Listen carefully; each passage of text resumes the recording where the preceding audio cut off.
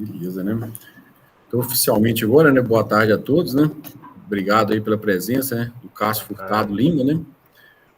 Que faz doutorado aqui no UFV, né? Professor de Belém, né? Pará.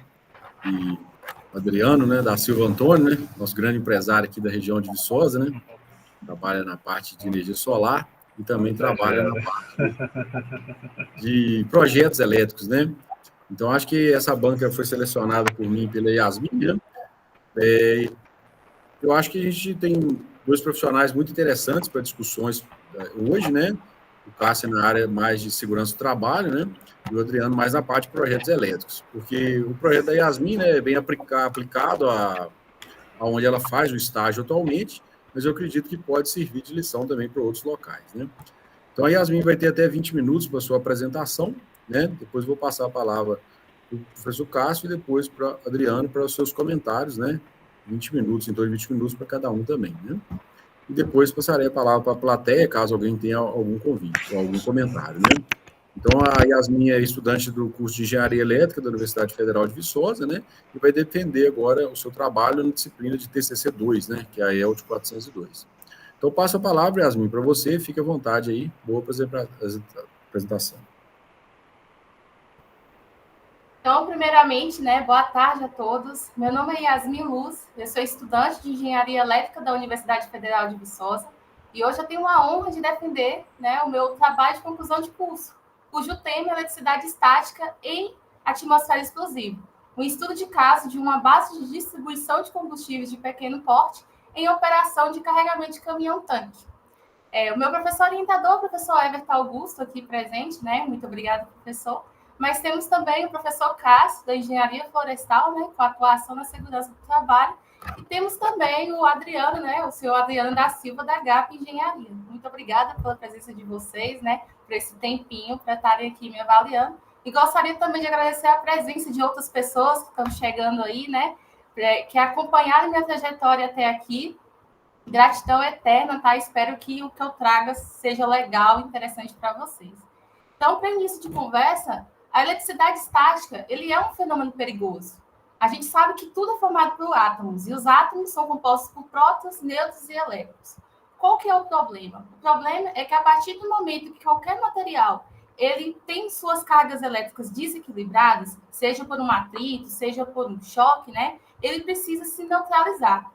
Então, quando ele encontra um outro corpo com suas cargas elétricas opostas, há uma atividade de atração, uma energia acumulada ali. E aí, isso justifica o porquê que uma bexiga, por exemplo, acitada no cabelo, atrai os fios de cabelo para ela, né? E aí, acaba sendo uma fonte de ignição muito temida pelas indústrias, até porque essa conexão, né, essa aproximação de corpos com cargas diferenciadas podem gerar centelha elétrica, que é justamente uma fonte de ignição em ambientes muito sensíveis industriais. Até porque essa aproximação, ela precisa de um caminho condutor. A eletricidade ela precisa fluir de forma mais adequada. Agora, imagine o contexto de uma plataforma de carregamento de caminhão-tanque com combustíveis, onde se movimenta um grande volume de produto ali o tempo inteiro, chocando com as tubulações, se armazenando nos grandes tanques de armazenamento, até chegar nos compartimentos dos tanques dos caminhões, né? Então, assim, olha a chance que tem de causar uma centelha, um risco de ignição em um ambiente de zona classificada. Sim, por ter vapor inflamável ali o tempo inteiro, proveniente da gasolina, do diesel, do etanol, que é o álcool, né? Então, esse tipo de ambiente tem um alerta gigante, que é atender ao conceito de triângulo de fogo. A junção do oxigênio que já tem naquele ambiente, que todas as pessoas respiram, o vapor inflamável proveniente do produto que está sendo, né, carregado e descarregado, e a eletricidade estática ali presente, capaz de gerar uma centelha, exige medidas de segurança urgentemente serem tomadas e também monitoradas. Vamos ver isso na prática? O que acontece é mais ou menos isso aqui. A substância inflamável passando pelas tubulações, gerando eletricidade estática devido ao choque. O oxigênio já existe ali, até chegar um momento que gera uma faísca proveniente da eletricidade estática. Então, assim, é por esse motivo que ambientes como esse, né, tem que prevenir e controlar esse fenômeno E já começa com o aterramento. O aterramento tem que ter um sistema efetivo da plataforma ao caminhão e tudo que se conecta nesse caminhão. Como trouxe aqui nas imagens. Essa primeira garra aqui em cima é a garra do aterramento top, carregamento por cima. Enquanto de baixo, que é muito mais eficiente, é a garra do aterramento bottom, o carregamento por baixo. Além disso, é claro, todos os equipamentos, eles têm que estar prontos para detectar, mitigar e minimizar a eletricidade estática. E começa aí com uma chave geral desligada, né? Com os EPIs com propriedade antistática, com controle de vazão. Quando se controla a vazão, é mais ou é menos produtos ali se chocando, né? Cargas elétricas ali se movimentando. E, claro, treinamentos. É primordial que todas as pessoas nesse tipo de ambiente estejam treinadas. Porque quando se conhece o ambiente, né? Com o que você está trabalhando, a segurança fica sempre em primeiro lugar. Então, eles têm que aprender a identificar a eletricidade estática, como evitar, para ter a responsabilidade sempre e atenção naquele tipo de ambiente. E foi assim, né, que meu TCC surgiu. Primeiro que eu analisei alguns atos inseguros que eram evitáveis, feitos por motoristas e também colaboradores. Eu percebi que alguns motoristas, colaboradores, não aterravam ou esqueciam de aterrar, não desligavam a chave geral, pulavam. Não que isso acontecesse com muita frequência, mas acontecia. E por que acontecia? Será que ele sabe que tem uma eletricidade estática, um risco de faísca?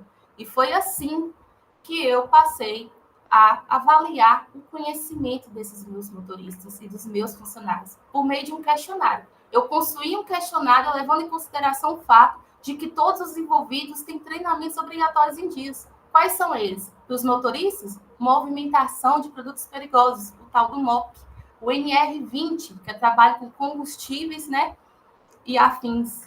E também o NR35, que é o trabalho em altura, principalmente para quem carrega por cima, né, que tem vapor o tempo inteiro ali, inalando, né. E com isso, com essas informações, eu conseguiria detectar, né, pontos em que eu conseguiria aumentar a segurança, né, traçando novos planos, né, voltados à eletricidade estática em si, fornecendo ao meu gestor, né, e demais administrativos da empresa informações pontuais, onde pode melhorar a segurança, minimizando o impacto, né, da eletricidade estática naquele ambiente. E aí, a minha metodologia utilizada, como eu falei, foi um questionário que eu apliquei em 2 grupos. Grupo funcionários e grupo motoristas, né? Com um termo de consentimento livre e esclarecido. A participação foi voluntária. E aí, dados foram considerados anônimos como nome e transportadora. Até porque meu objetivo aqui é contribuir com os conhecimentos, não é jamais constranger alguém ou causar uma exposição negativa. E junto disso, desse meu questionário, a minha avaliação seria por meio de 13 perguntas, dividida em 3 sessões. Bloco de perguntas pessoais, bloco de perguntas básicas e bloco de perguntas específicas. E assim, a aplicação foi feita, né, de forma impressa e objetiva, para maior engajamento, para maior participação, em momentos que não atrapalharia o processo de carregamento, em troca de turno e no estacionamento de caminhões também. Aqui, por exemplo, eu trouxe uma imagem de exemplos de questões que eu testei na minha primeira fase se estava ok ou não, relacionados ao tema. Então, vamos lá. Quais foram os dados que eu colhi, né, ao aplicar esse questionário de forma efetiva? Primeiro de tudo, a questão dos questionários dos funcionários foram 10 a quantidade de participantes. E as funções são variadas. Teve supervisor, operador, auxiliar administrativo participando. E quanto ao passo dos motoristas, foram 27 os motoristas entrevistados. De transportadoras aleatórias também, que eu considerei como dado anônimo e também não colhi. Totalizando no total 37 pessoas participando do meu questionário. Então, primeiro dado importante, idade. Lembrando que azul escuro, dados dos motoristas e azul claro, funcionários. De cara, já sabemos que os motoristas são mais velhos, porque teve respostas muito mais para esse fator do que os funcionários, que apresentam ser mais jovens, né? Quanto à escolaridade, os motoristas se mostraram, no máximo ali, né, com grande quantidade, ensino médio completo, mas gritantemente também o ensino fundamental completo. Ao passo que os funcionários se mostraram com superior ali em andamento, né? Mais para frente do que os motoristas em si. E olha que interessante esse dado. Anos de trabalho com combustíveis. Os motoristas são as pessoas que mais trabalham com combustíveis, ou seja, a gente espera que sejam as pessoas que têm mais conhecimento, né? Que errem menos. Mas será que isso se propagou com os meus dados encontrados? Olha só que interessante também. Ainda no primeiro bloco, somente voltado a motoristas, eu cheguei na questão da frequência de carregamento. Os motoristas estão grande parte do tempo, todos os dias, trabalhando nessa situação de risco.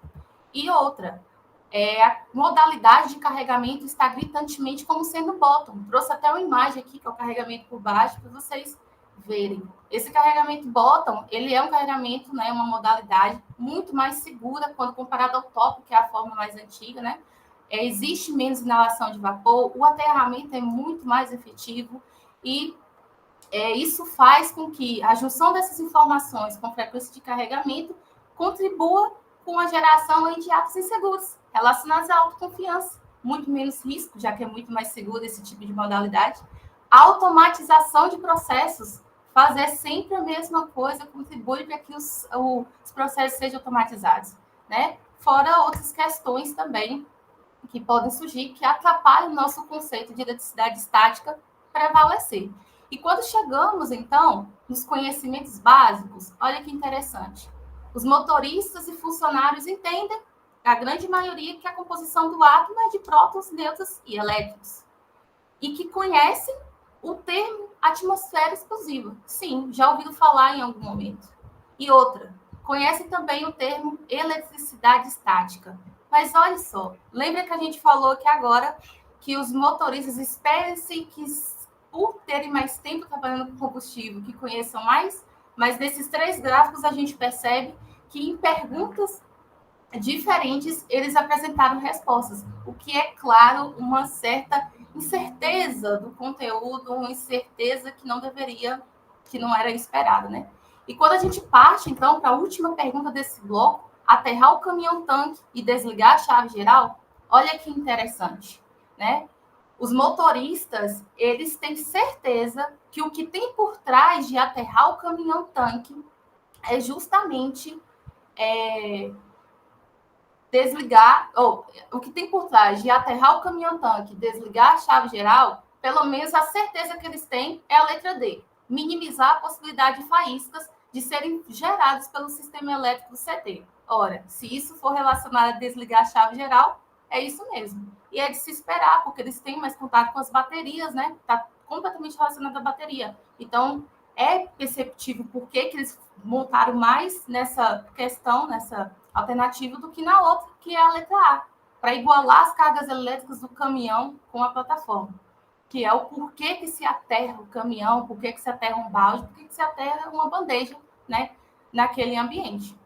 Ao passo que os funcionários não, os funcionários foram muito mais certeiros, é a letra A e a letra D. E aí entra o fator escolaridade aí, acredito eu, como o porquê dessa resposta, né? Quando a gente parte, então, para o último bloco de conhecimentos específicos, aí vem mais um dado muito interessante. Quando eu fiz uma pergunta, complete a frase. Por que a plataforma é um ambiente perigoso? O que há nela para ela ser um ambiente perigoso? Repare a quantidade de respostas. Levando em consideração que são 27 motoristas e 10 funcionários, a grande maioria não tem dúvidas quanto a isso. É perigoso porque tem vapor? Acertaram. É perigoso porque tem risco de explosão? Porque pode se inflamar se gerar uma faísca gerada pela eletricidade estática. E também que há uma formação de atmosfera explosiva inflamável. Então, assim, quando a pergunta é sobre atmosfera explosiva, as respostas são claras. Mas e quando a eletricidade estática? Será que isso se mantém? O que contribui para gerar eletricidade estática? A resposta que mais se teve foi utilizar camisa de tecido sintético, como poliéster, nylon, tactel. Sim, eles têm ciência disso, a grande maioria tem, seguido do fato de mover ou chocar bruscamente baldes, braços e mangotes no próprio caminhão.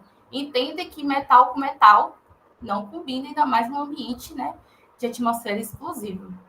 E aí, seguindo disso, temos também o fato de não realizar manutenção nas canetas ou sistema de aterramento do caminhão. Tem 15 respostas aí dos motoristas que mostra, né, que é um termo que, ok, entendem que pode ser um problema, mas e o restante do pessoal? Por que não marcou essa alternativa? Então, talvez caiba um reforço desse conceito. E o que chamou a atenção também é que nas alternativas E e F, utilizar equipamentos com propriedade isolante e movimentação de grande volume de combustível pelas tubulações também podem gerar eletricidade estática e não teve respostas tão significativas assim como era esperado. Então, mais uma vez, cabe um reforço nesses assuntos aí na empresa, né? Nos treinamentos em si. Continuando, então, né, o último bloco de conhecimentos específicos, complete a frase. A eletricidade estática no carregamento. O que eles têm plena certeza?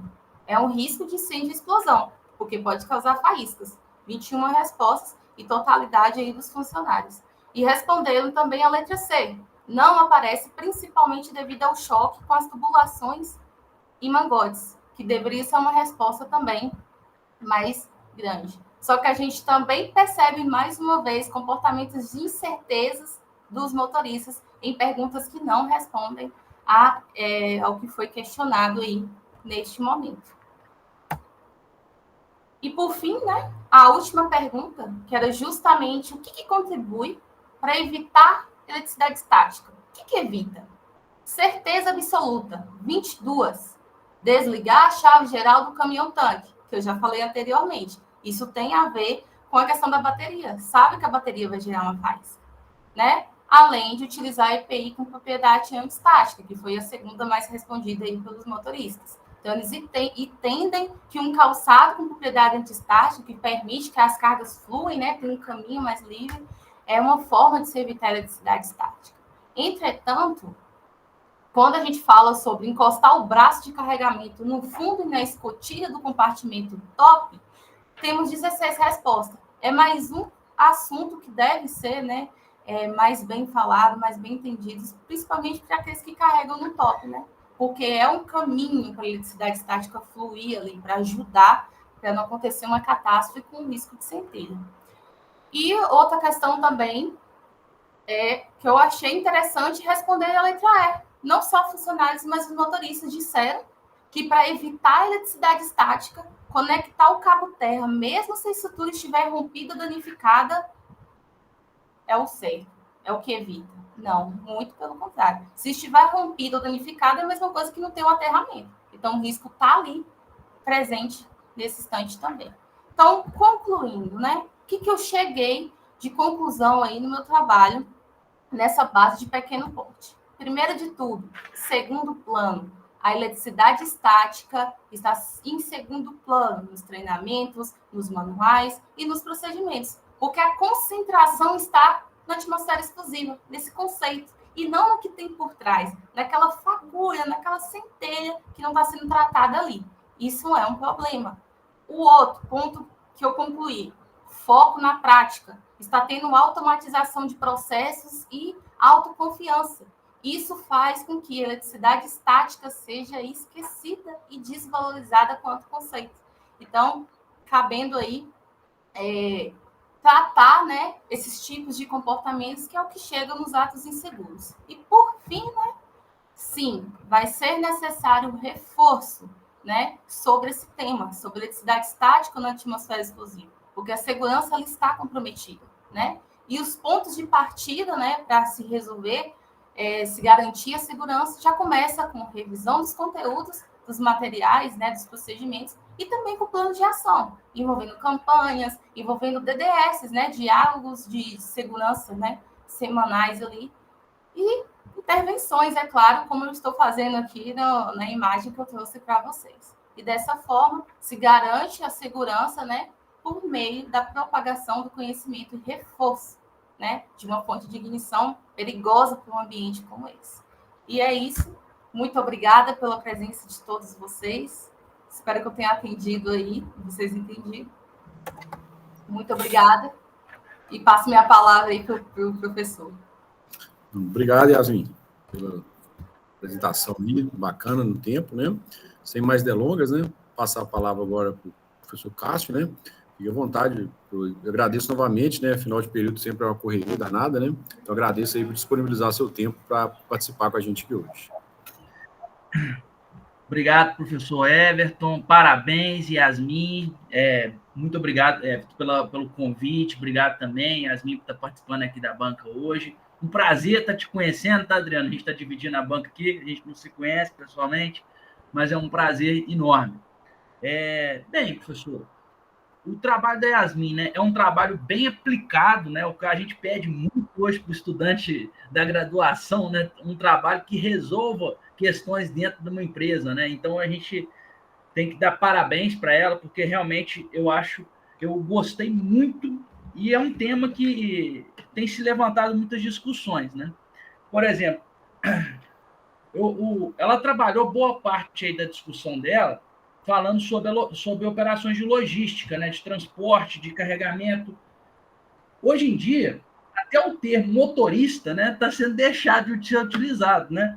Fui num congresso em São Paulo há pouco tempo, semana passada, e lá eles utilizaram o termo operador de unidade móvel. Eu achei aquilo muito interessante, porque é um conjunto, às vezes, que custa, nesse caso do caminhão-tanque, por volta de R$500 mil, que é emprestado para ele executar suas funções. É um custo muito elevado, né? E ele utiliza desse maquinário para executar as funções. E a gente percebe, através dessa análise que a Yasmin fez, né, que nem todos estão aptos, né, a exercer as tarefas dele rotineiras. Muitas vezes, talvez por maus hábitos, né, que é a cultura organizacional da empresa, né, por dia a dia de trabalho, uma falta, uma DDS, um diálogo de segurança, e o motorista ele vem desenvolvendo maus hábitos que ele pode replicar e causar incidentes críticos, como a Yasmin relatou.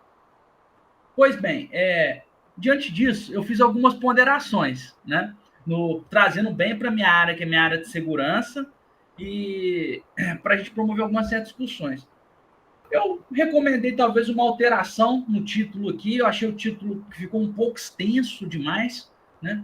Durante a escrita científica do trabalho da Yasmin, eu senti falta de algumas referências pontuais. Ela escreveu um texto bem técnico, né?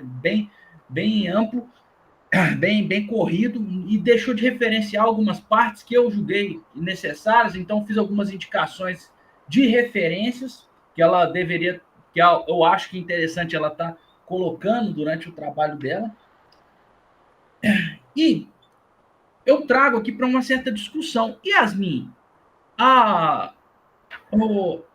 o trabalho, né, dos operadores aí de unidade móvel, dos motoristas, nessas plataformas de carregamento, né, é um trabalho perigoso?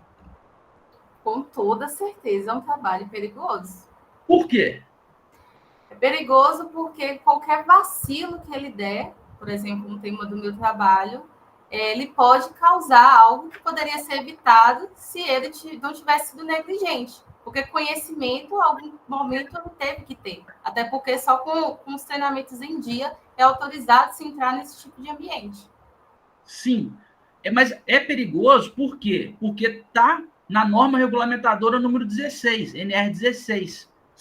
Eu senti falta de você citar essa norma regulamentadora, que classifica essa operação como uma atividade perigosa. E nisso tem uma série de requisitos, né, que ele deve ser preenchido, porque é uma atividade perigosa. Então, eu achei importante, talvez, um trabalho maior com algumas normas da ABNT, da NR16, da NR20, na parte da caracterização da questão da segurança sua no texto. Aí eu fiz algumas recomendações escritas, professor, e eu vou estar encaminhando depois por e-mail para você, para a Yasmin, para a gente também não se alongar aqui, mas com foco nessa ideia, porque a NR20, por exemplo, que vai tratar sobre a segurança e saúde dos inflamados e combustíveis, ela determina lá requisitos básicos para o treinamento, como deve ser feito treinamento, quais os conhecimentos que os motoristas, que os funcionários devem ter, e eu senti, talvez, falta de uma discussão maior abordando esses requisitos já presentes na legislação trabalhista. Fiz essas recomendações, vou estar encaminhando aí para vocês. Na parte, o título do seu trabalho, Yasmin, está tá assim, né? Eletricidade estática em uma atmosfera explosiva, um estudo de caso, né? Aí estava, né? De uma pequena porte de operação de carregamento, caminhão-tanque, né? O local, uma estação de carregamento de caminhão-tanque. E eu senti falta de uma caracterização no local.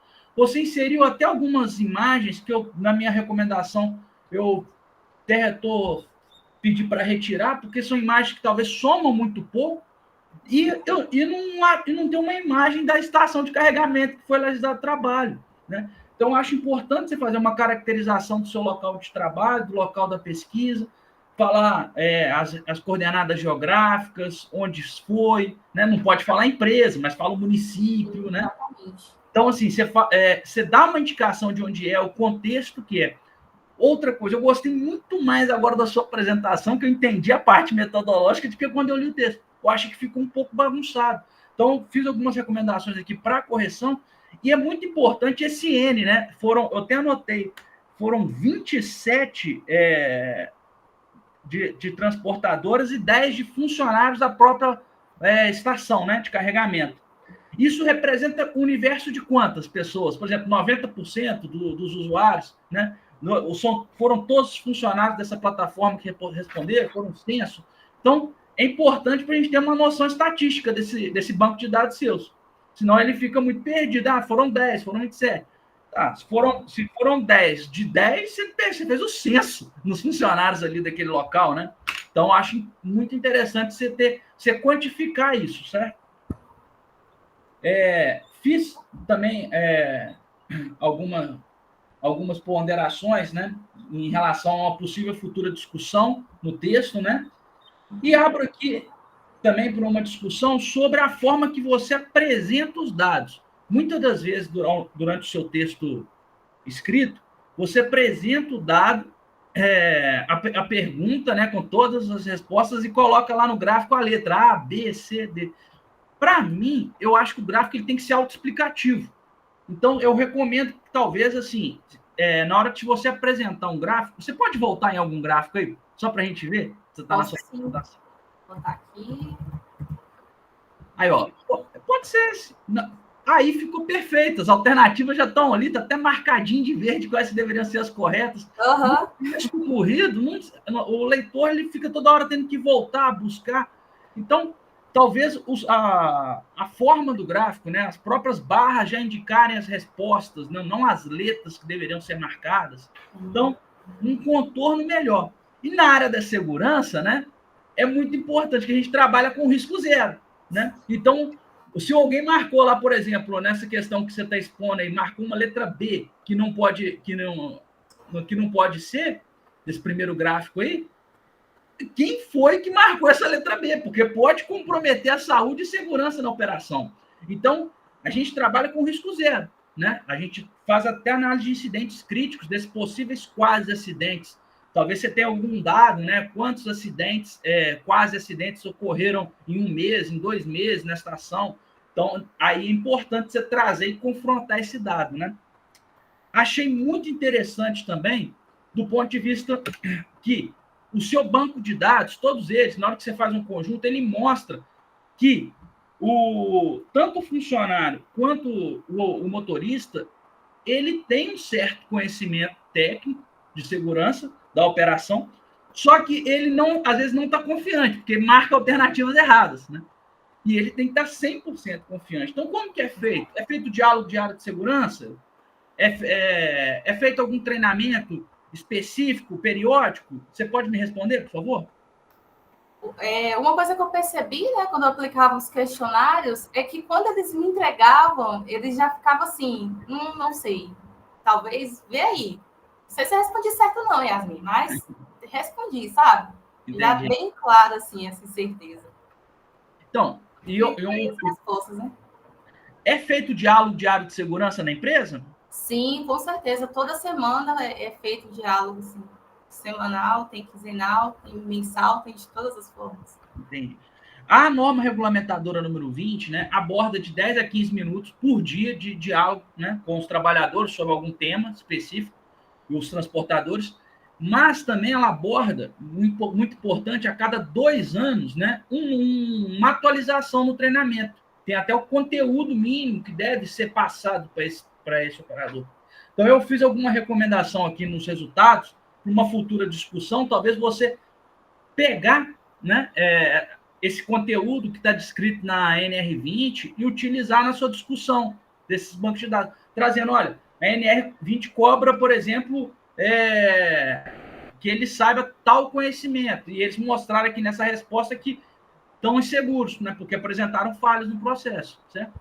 O funcionário da plataforma, né, por exemplo, ele deveria trabalhar dentro da plataforma, ele deveria gabaritar, né, as questões sobre a temática.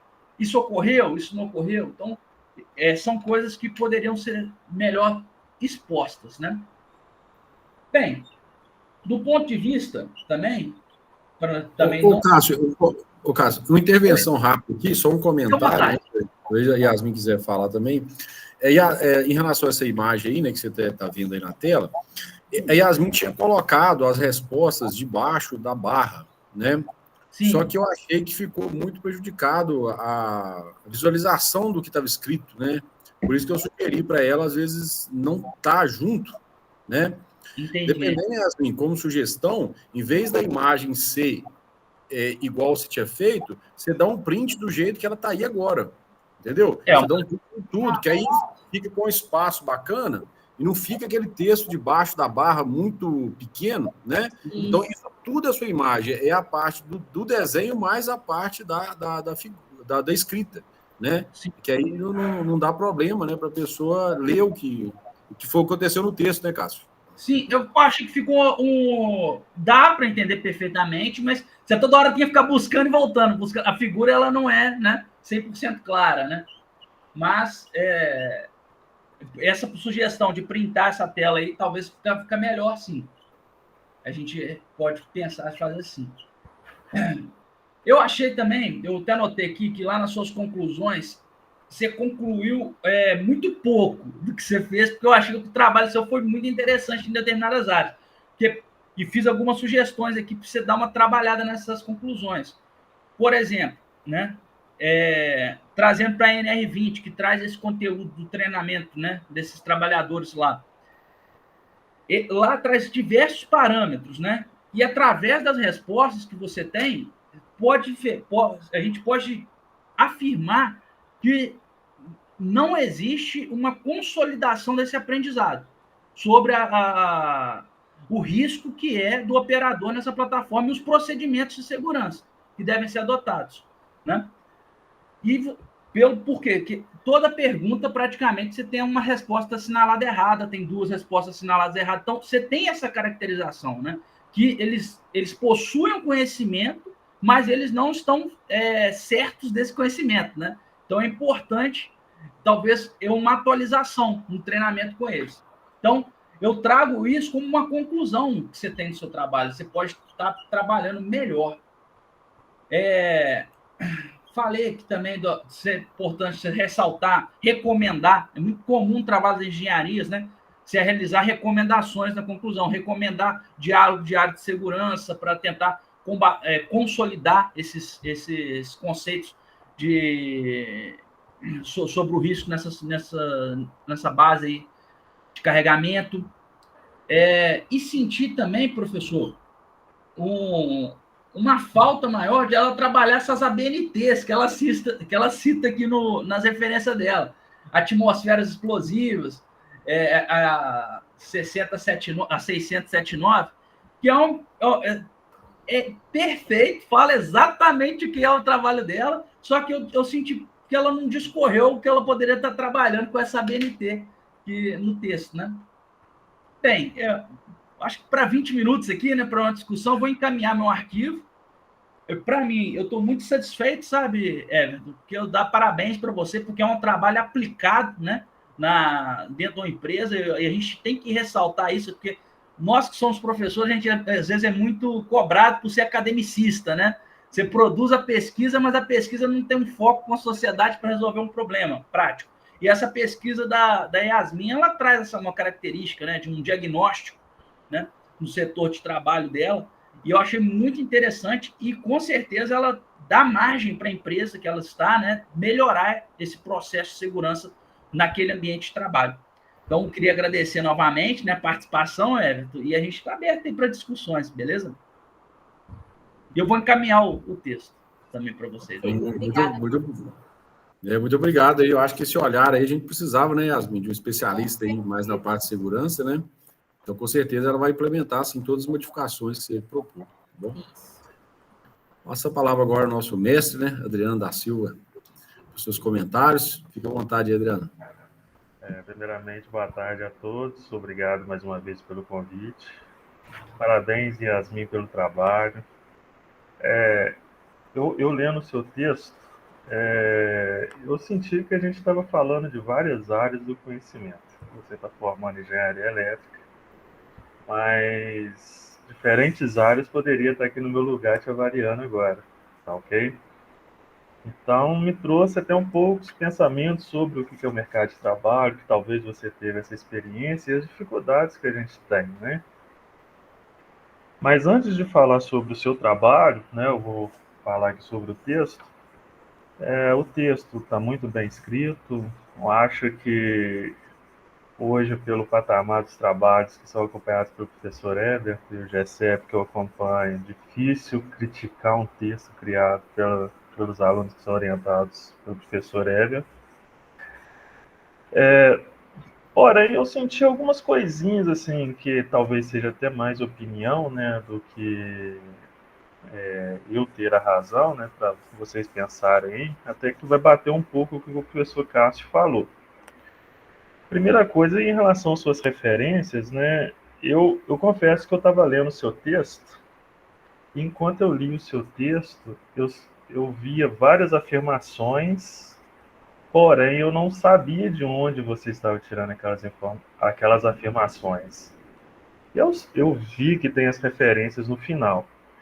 Mas eu gosto, assim, a minha opinião é que eu te indicaria a cada afirmação sobre como é dado para esse trabalho, eu vi que você falou sobre isso no seu texto, indicar de onde você tirou aquela afirmação.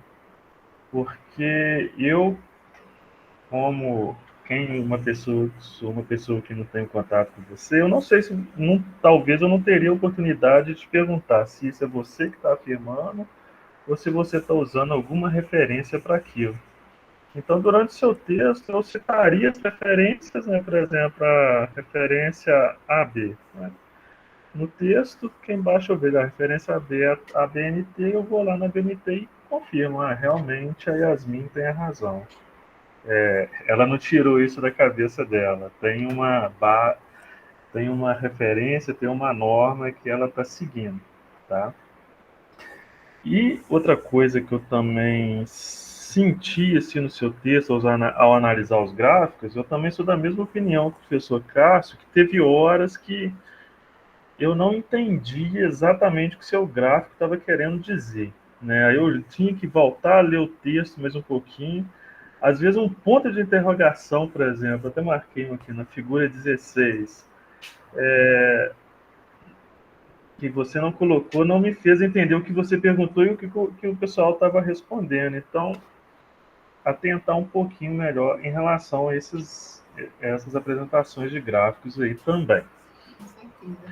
Mas agora falando sobre o seu trabalho, eu li o seu trabalho e a primeira coisa que me chamou a atenção foi aqui no resumo, você termina assim: os resultados obtidos por meio do questionário foram satisfatórios. Você, puxando um pouco o que o professor Cássio falou, que às vezes, dependendo do ambiente, a gente tem que trabalhar com risco zero. E nem todos, talvez, estejam preparados para estar aqui naquele tipo de ambiente. Você ainda concorda que esses resultados foram satisfatórios? No momento, né, agora a gente discutindo dessa forma, satisfatório talvez no sentido de eu realmente detectei onde que estão os pontos de melhoria. Aí, nesse sentido, sim, satisfatório. Sim. Mas no sentido de segurança, não. Aí é satisfatório. Realmente, conclusão aí. Eu até reli aqui mais uma vez, né, para ver se você estava falando que satisfatório foi o seu trabalho ou seus resultados obtidos com a pesquisa foram satisfatórios. Eu também sou da opinião que não foram satisfatórios os resultados, né? O seu trabalho, sim. Porém, uma pessoa que está incapacitada num tipo de ambiente perigoso pode colocar não só o risco à vida dela, como de todas as outras pessoas que estão em volta. Então, assim, talvez seja até um pouco subjetivo, na minha opinião, os resultados não foram satisfatórios. Tá ok? Outra coisinha, assim, que me faltou, assim, eu queria ter visto no seu texto, era ter falado um pouco sobre os órgãos de fiscalização, onde que talvez eu te exemplifico principalmente o Ministério do Trabalho. Eu já fiz vários trabalhos em postos de gasolina aqui na nossa região, e eu te falo uma coisa, 100% dos postos de combustíveis, eu não estou falando de centros de carregamento, né? Estou falando aqui talvez no ponto final, né? 100% dos postos de combustíveis estão irregulares.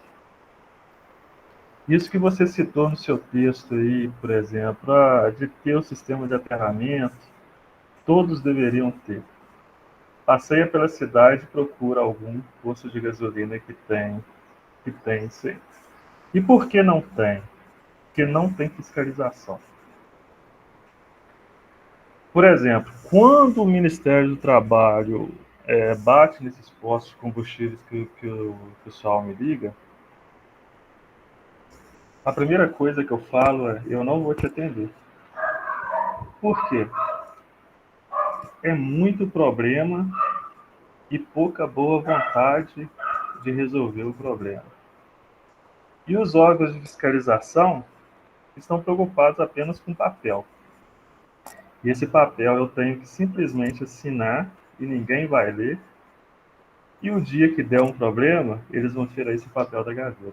Vão lembrar de mim.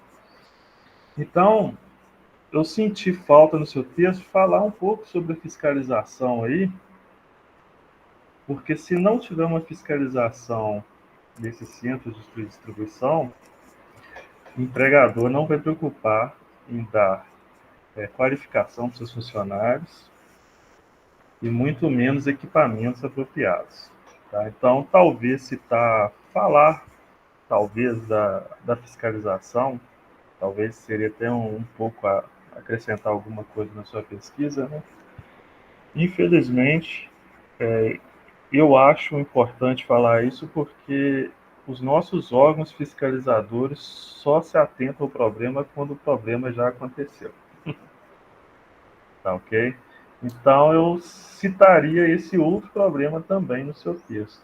Os órgãos de fiscalização não estão preocupados e também não estão preparados para lidar com esse tipo de situação. Por exemplo, aí saindo até um pouco de fora do seu trabalho, a NBR 5419, que é onde fala de para-raios, determina que todo posto de gasolina que vai ter os seus suspiros, né, que é onde fica saindo os gases dos tanques, deveria ser protegido por um para-raio. Procura aí em Viçosa, em região, na sua cidade, quantos postos de gasolina tem um para-raio. Eu conheço alguns em volta de Belo Horizonte. Quando a gente chega, por exemplo, na capital, já reparei isso em alguns postos de gasolina, mas não são todos. Tá ok? Agora falando sobre... Adriano, Sim. Acho que o Cássio quer fazer um comentário nesse tom? Gostaria de um comentário também. Fique à vontade. Eu acho que eu estou mais falando do que... Não, eu concordo. Você está falando muito bem, Adriano. Eu concordo plenamente com o que o senhor está falando. A NR20, Yasmin, só para te dar um norte, né? Ela vai te trazer lá a classificação. Então, quando você for, em algum momento, o que eu acho importante, caracterizar, né, essa unidade de trabalho, esse posto de trabalho, aí a NR20 vai estar lá, pode ser classe 1, classe 2, classe 3, e de acordo com a classe, ela também já começa a apontar as necessidades da inspeção de segurança. Então, você pode ir lá, de acordo com a classe que a sua unidade ficar, você vai ter os parâmetros lá, você classifica ela, NR20. A gente até chegou a trabalhar ela na disciplina, né? Você pode pegar, classifica o seu posto de trabalho e aponta lá o que naquela unidade a inspeção de segurança tem que realizar. E aí, assim, já pode trazer, já para o nosso caso, né, para o Ministério do Trabalho e Emprego. Mas eu já adianto, né? Quase tudo hoje no Brasil trabalha por denúncia, né? Então, a fiscalização ela ocorre muito por denúncia. Você tem ou problema, ou quando explode. Aí, né? E quando explode, não tem ninguém. Por exemplo, uma vez eu conversei com um motorista, né, sobre essa questão de aterramento, né? Ele citou para mim que aqui da região apenas um posto de gasolina que estava situado em Viçosa apresentava as devidas condições para aterrar o caminhão antes de descarregar o combustível. Porque isso é um grande risco, né? Porque o caminhão também, pela estrada, atritando com o ar, vai gerar todo esse outro problema aí, né?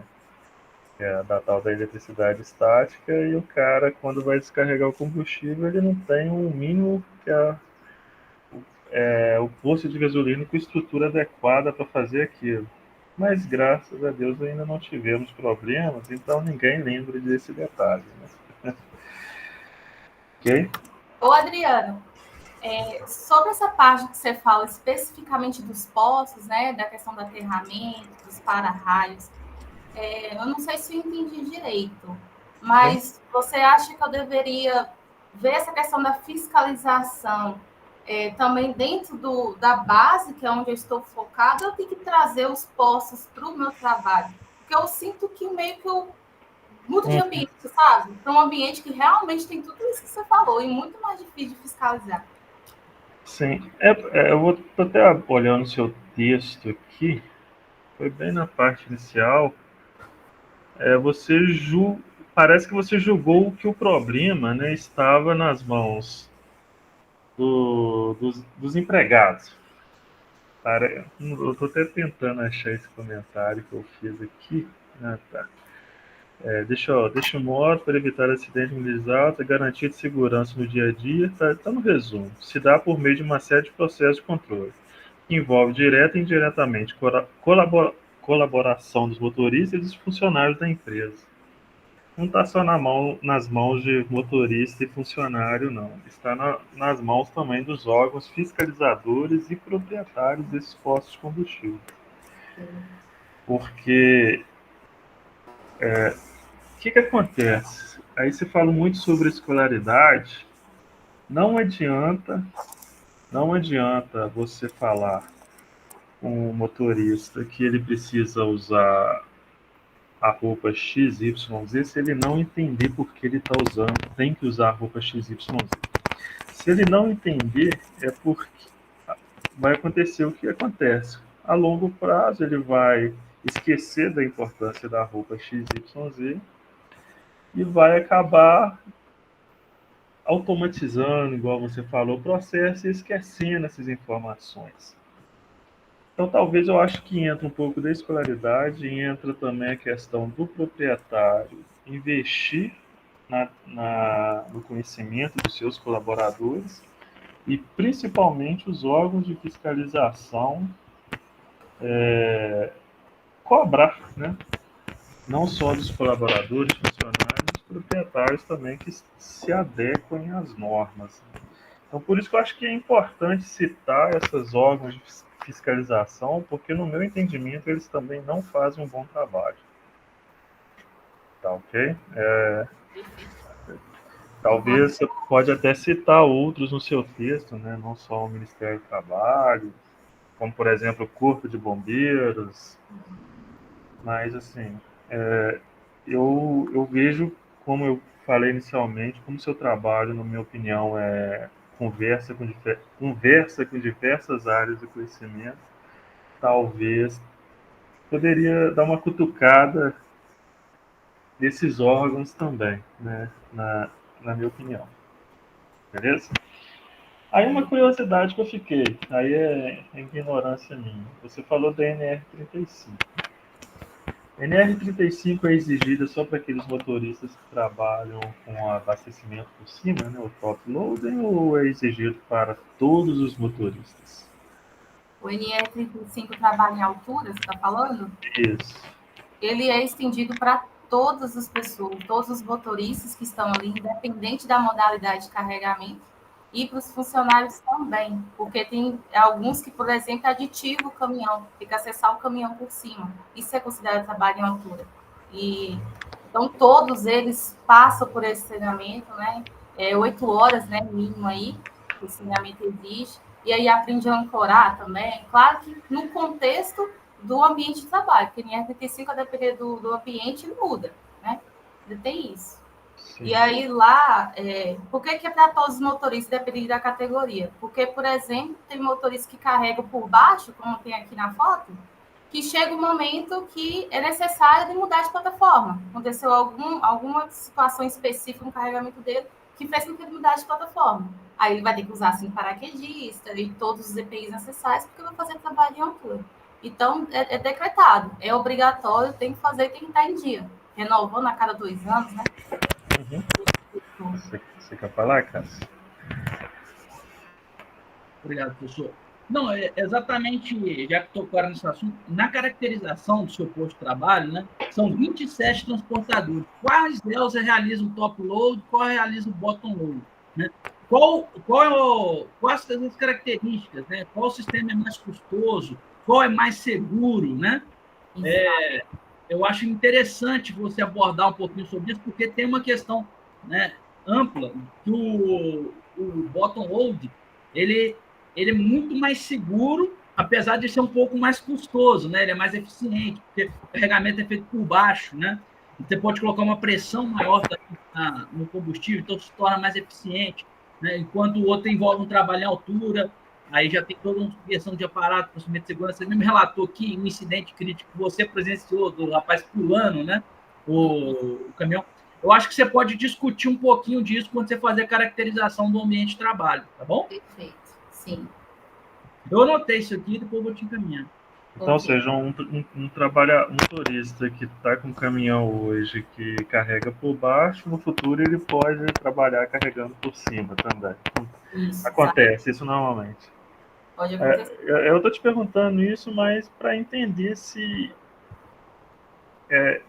isso faria alguma diferença no seu trabalho, a maioria dos seus entrevistados serem carregamento por baixo e a minoria por cima. Então, assim, com essa informação você está só mostrando que a maioria carrega um caminhão por baixo, talvez só por questão de custo, mas isso não influencia em nada o motorista saber ou não saber o que é eletricidade estática, né?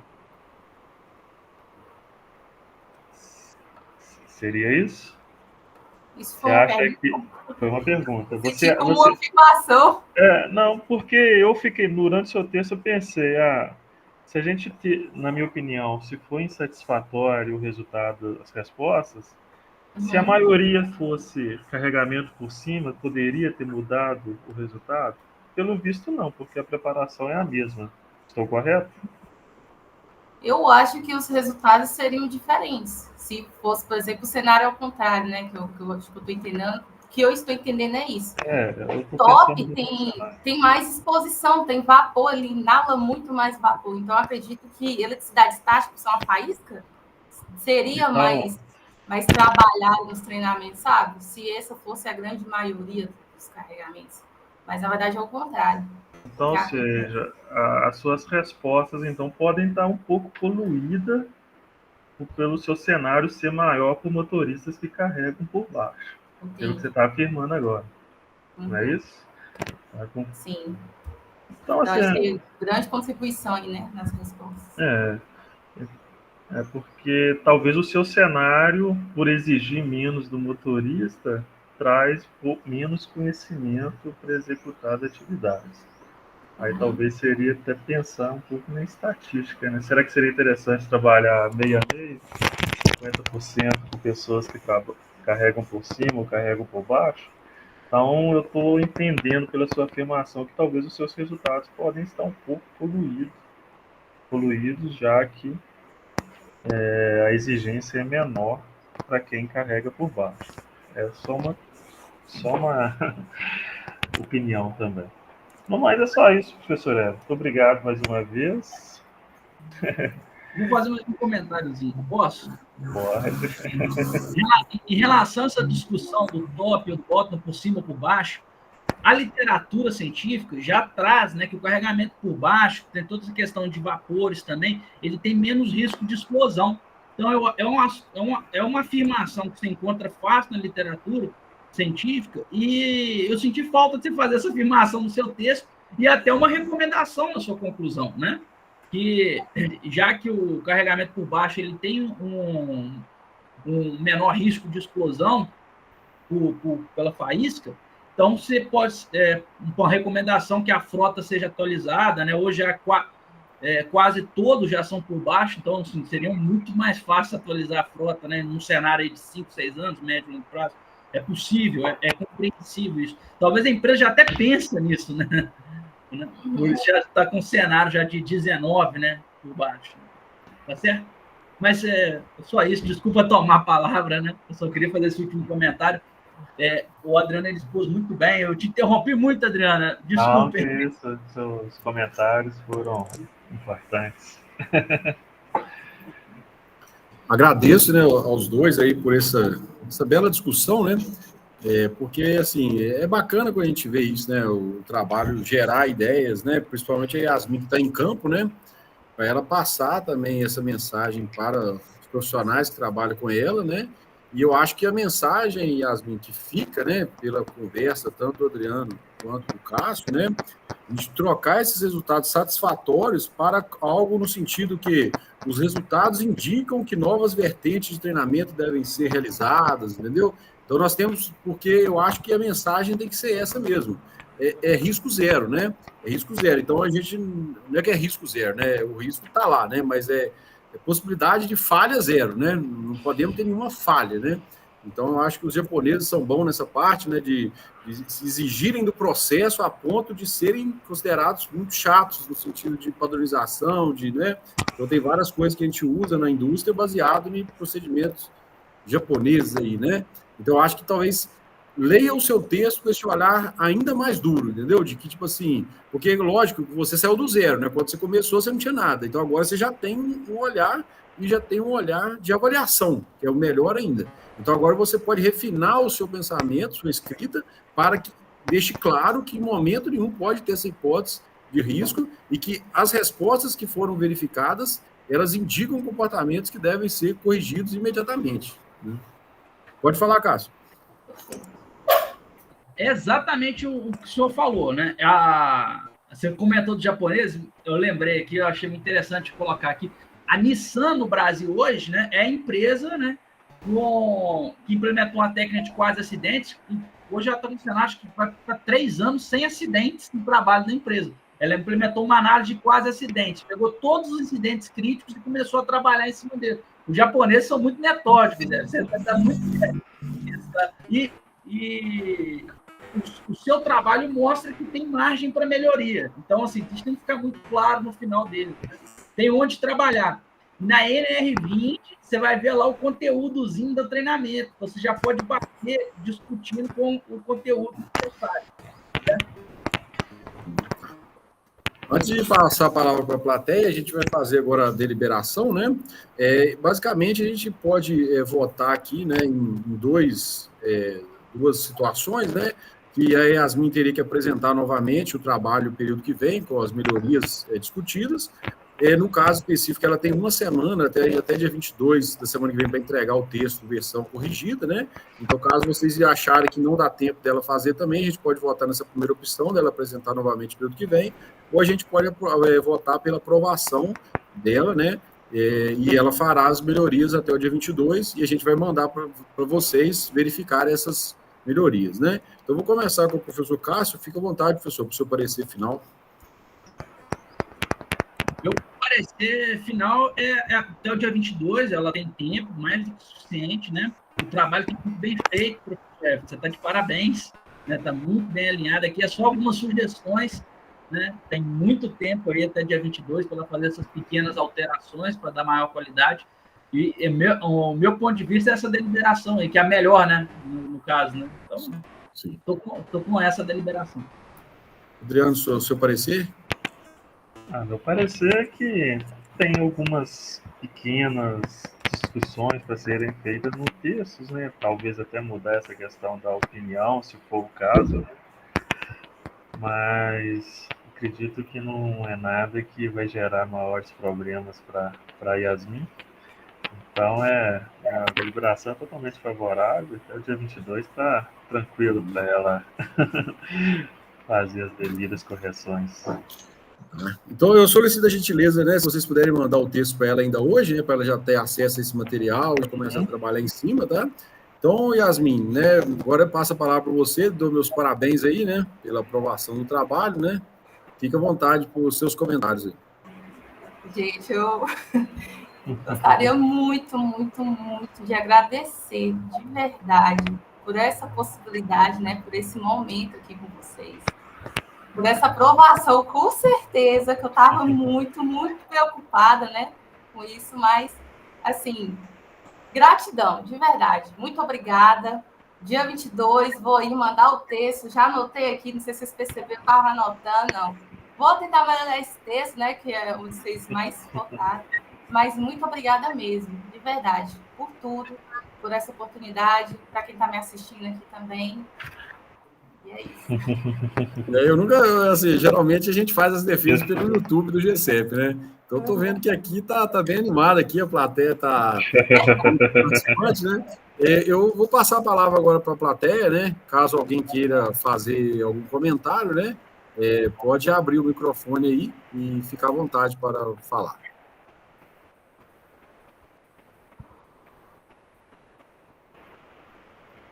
Se ninguém quer falar, eu quero falar, professor. Então, pode falar. Não, já que ninguém puxou o bonde, eu vou puxar aqui, né?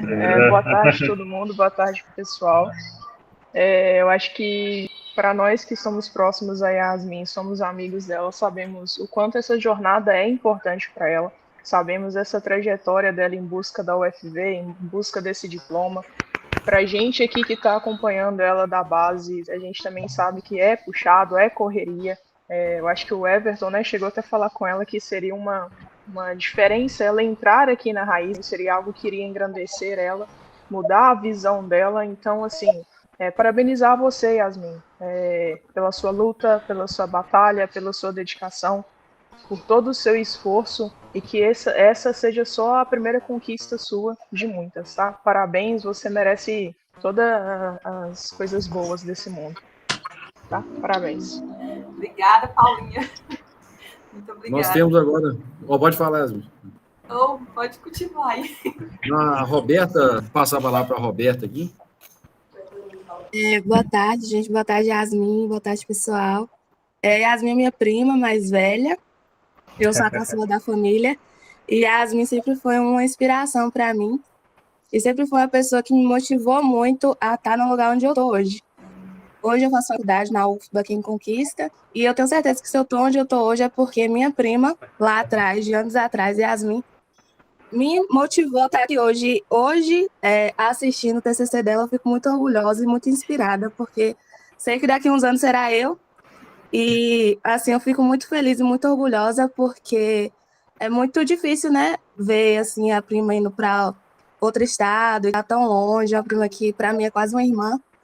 Mas, de qualquer forma, a gente fica muito feliz por essa conquista, e só quero dizer, Mi, que eu estou muito feliz por você, te parabenizar e dizer que estou aqui o que você precisar, tá? Um beijo. Beijo, Rô. Obrigado, Rô. Fazer uma propaganda aqui agora, ó. Farmácia Luz aí, quer falar aí, né? Então fica à vontade. Farmácia Luz aí. Boa tarde a todos. Quem fala é Fagner. Fagner, Eloá e Arthurzinho. Tá te ouvindo, viu, Mi? Aqui só de prestar atenção. Somos da família aqui, parte de Yasmin, tá? Mi, o que eu quero dizer para você, meus parabéns, tá?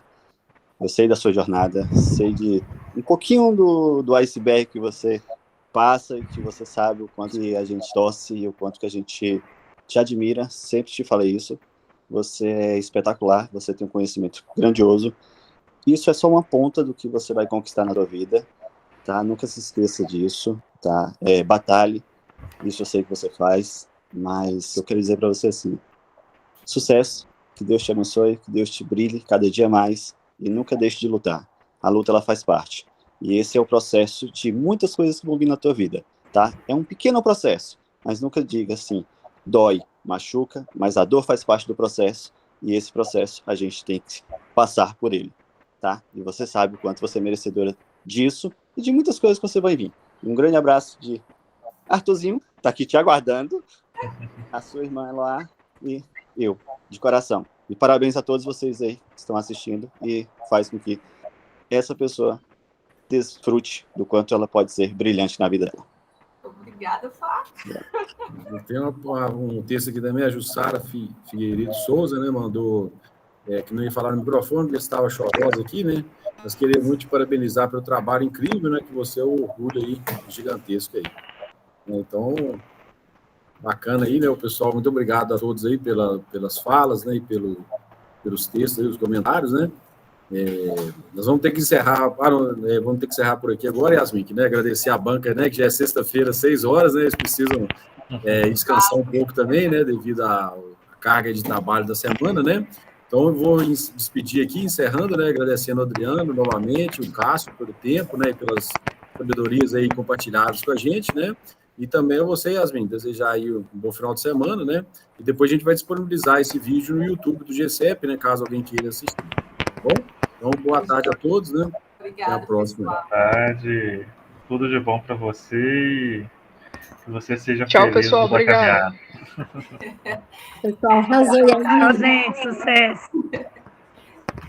Boa tarde, obrigado pelo convite novamente. Está de parabéns, Yasmin. Parabéns, professor Hélio. Muito bom, foi um prazer enorme, tá? Fique com Deus aí. Falou, tchauzinho. Parabéns, Yasmin. Sucesso. Estou torcendo por você sempre. Beijo. Yasmin, eu tenho que ficar aí também, eu vou deixar você aí, tá? Você toma conta do pessoal aí. Tá. Tchau. Oi, mãe. Parabéns, mãe! Feliz! Tô feliz! Linda! Saiu! Merecido demais, moleque. Meu Deus, eu não acredito, não!